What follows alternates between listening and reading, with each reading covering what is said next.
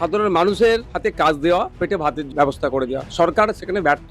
তাদের উপরে এই ধরনের বুলডোজার চালানো হচ্ছে। বামপন্থীরা এসে যখন আমাদের মতো যারা এসে যখন প্রতিবাদ করছে, তখন আবার শাসক তার পুলিশকে এগিয়ে দিয়ে আমাদের উপর অত্যাচার চালাচ্ছে। তৃণমূল তো টোটালি বাংলাতে আর নাই কিছু। হুমায়ুন কবির তো বলছেন যে তিনি চাইলে মমতা বন্দ্যোপাধ্যায়কে বিধানসভায় ঢোকাতে পারেন রেজিনগর থেকে জিতিয়ে। তৃণমূলে ভালো আতস কাজ দিয়ে দেখতে হবে। দেখুন, সরকারের কাজ হচ্ছে সাধারণ মানুষের হাতে কাজ দেওয়া, পেটে ভাতের ব্যবস্থা করে দেওয়া। সরকার সেখানে ব্যর্থ। সাধারণ মানুষ স্ব উদ্যোগে যখন এই কাজগুলো করছে, হ্যাঁ, তাদের উপরে এই ধরনের বুলডোজার চালানো হচ্ছে। অভিযোগ কি নাকি রেলের সম্পত্তি দখল করে নেওয়া হচ্ছে। একদিন তারা বসেনি, প্রথম কথা। দ্বিতীয় কথা, সেক্ষেত্রেও কিছু বাধ্যবাধকতা থাকার পরে তাদের সরকার যখন কাজ দিতে পারছে না, তারা ওখানে গিয়ে বসে একটু ওখান থেকে আর্নিং করে তাদের ফ্যামিলিটা চালানোর চেষ্টা করছে। আমরা রেলের জমিতে বসছে, উঠবো না, এরকম কারো বক্তব্য নাই। আমরা চাই পুনর্বাসন। সেখানে ব্যর্থ হচ্ছে। যখন বিজেপি এই কাজগুলো করছে, বিজেপি সরকার, তৃণমূল তো টোটালি বাংলাতে আর নাই কিছু। শুধু ফেসবুক এখন চলছে। বামপন্থীরা এসে যখন আমাদের মতো যারা এসে যখন প্রতিবাদ করছে, তখন আবার শাসক তার পুলিশকে এগিয়ে দিয়ে আমাদের উপর অত্যাচার চালাচ্ছে। তবে এই মারধর করে জেল খাটিয়ে কি এগুলো আটকাতে পারবে? আমাদেরকে আটকাতে পারবে না। আজকে সৃজন দাকে এবং তার সহ আরো 5 কমরেডকে অ্যারেস্ট করেছিল। আইনি লড়াই করে আইনজীবী যারা আছেন, বামপন্থী আইনজীবী যারা আছেন, তারা লড়াই করে জামিন করিয়েছে। জয়জিৎ দার তো মানে 3টের অধিক সেলাই পড়েছে মাথা, একজন তো 12টা মতো স্টিচ হয়েছে। তো এইগুলো তো চলো অন্যায় করছে সরকার, এর বিরুদ্ধে জবাব মানুষকে দিয়ে আমরা দেব।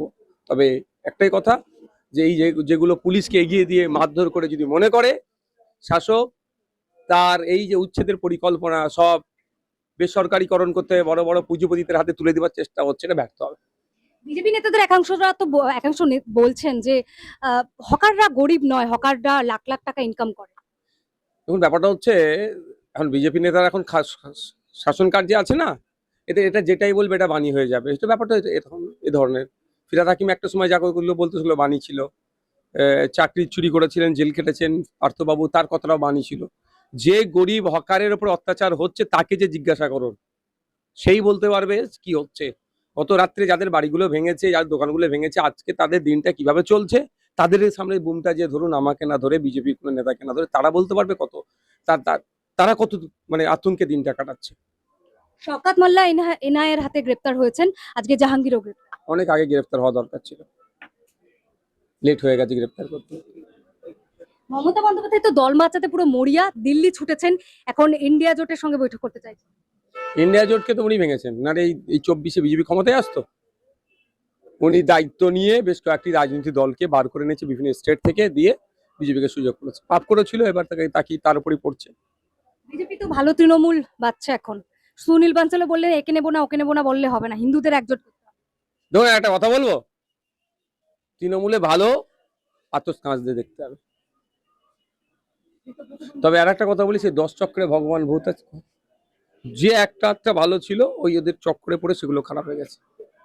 ঋতুব্রত বন্দ্যোপাধ্যায়ের ভূমিকাকে কিভাবে দেখছেন? আমার থেকে ভালো বামপন্থীরা বলতে পারবে, সিপিএম এর নেতারা, যে কেন তাকে বহিষ্কার করেছিল। অভিষেক বন্দ্যোপাধ্যায় তাকে তো ডিম ছোড়ালে, আর যে কোনো নেতা তাকে বেরোলে ভয়ে বেরোতে পারছে না, অনেকে ডিম ছোড়ার ভয়। আমি আর পক্ষপাতী না। অন্যায় করবে ধরে ফাঁসিতে টাঙিয়ে দাও, জেলের মধ্যে রেখে দাও, লাইফার করে দাও, তাতে আমি রাজি আছি। কিন্তু আইন হাতে তুলে নেওয়া আমি কোনোদিন পক্ষপাতী না ছিলাম, না আছি, না আগামী দিনে থাকবো। পুলিশ নীতি আমি কেন করবো? আমি কেন পুলিশ নীতি আসবে আমার কাছে? আমি এর বিরুদ্ধে। ব্যাপারটা হচ্ছে ডিম ছুড়া দেখিয়ে যে অন্যায় অভিষেক বাবু করেছেন সেগুলো না ঢাকা পড়ে যায়। আমার তো মনে হয় এই ডিম ছুড়া দেখিয়ে অন্যায়গুলো ঢেকে দেওয়া হচ্ছে। মমতা বন্দ্যোপাধ্যায় ইতোমধ্যেই হেরে যাওয়ার পর বামেদের আহ্বান জানিয়েছিলেন। তো বৃহত্তর জোট কি হবে বিজেপিকে হারাতে? তৃণমূল কি আগামী দিনে একসঙ্গে আইএসএফ, বাম, কংগ্রেস সবাই মিলে লড়াই করবে? তৃণমূলকে দিয়ে বিজেপিকে হারানো যাবে না, সুতরাং আমাদের এই জোটে তৃণমূল আসবে না। বা বিজেপিকে হারানোর জন্য আমরা অনেক আগেই জোট তৈরি করেছি, বামপন্থী, আইএসএফ এবং ধর্মনিরপেক্ষ শক্তিগুলো, সেগুলোকে আরো শক্তিশালী করে আমরা হারাবো। তৃণমূলকে দিয়ে বিজেপিকে হারানো যাবে না, অনেক আগে বলেছিলাম, আজকেও বলছি। মমতা ব্যানার্জি এতদিন পরে শুভবুদ্ধির উদয় হয়েছে, এখন বিজেপিকে হারানোর স্বপ্ন দেখছে। হুমায়ুন কবির তো বলছেন যে তিনি চাইলে মমতা বন্দ্যোপাধ্যায়কে বিধানসভায় ঢোকাতে পারেন রেজিনগর থেকে জিতিয়ে আনতে। ওনার অনেক ক্ষমতা হয়তো উনি করতে পারেন, ওই প্রসঙ্গে আমি উত্তরই দেবো না। 5 পা দিল ইনস্ক্রিপ্ট। এই 5 বছরে আমরা আমাদের সাধ্যমতো শ্রম, নিষ্ঠা এবং সাহসে ভর করে চালিয়ে গেছি আমাদের সাংবাদিকতা। এক্সিট পোলের মিথ্যাচার ফাঁস করেছি আমরা। গিগ শ্রমিক, পরিযায়ী শ্রমিকদের কথা বারবার তুলে ধরেছি আমরা। প্যালেস্টাইন, বাংলাদেশ নিয়ে কথা বলেছি আমরা। বাংলাদেশের শাটডাউনের দিনগুলিতে প্রবাসী বাঙালিদের তাদের পরিবার পরিজনের খবর দিয়েছি আমরা। নাগরিক সাংবাদিকতা চালিয়ে যেতে গেলে চাই নাগরিকদের প্রত্যক্ষ অংশগ্রহণ। তাই আমরা ডোনেশন ব্যবস্থা চালু করেছি। স্ক্রিনে দেওয়া এই কিউআর কোডে আপনারা আমাদের যে কোনো অঙ্কের মূল্য পাঠাতে পারেন। আপনাদের অনুদান আমাদের নিজেদের কাজ এগিয়ে নিয়ে যেতে সাহায্য করবে।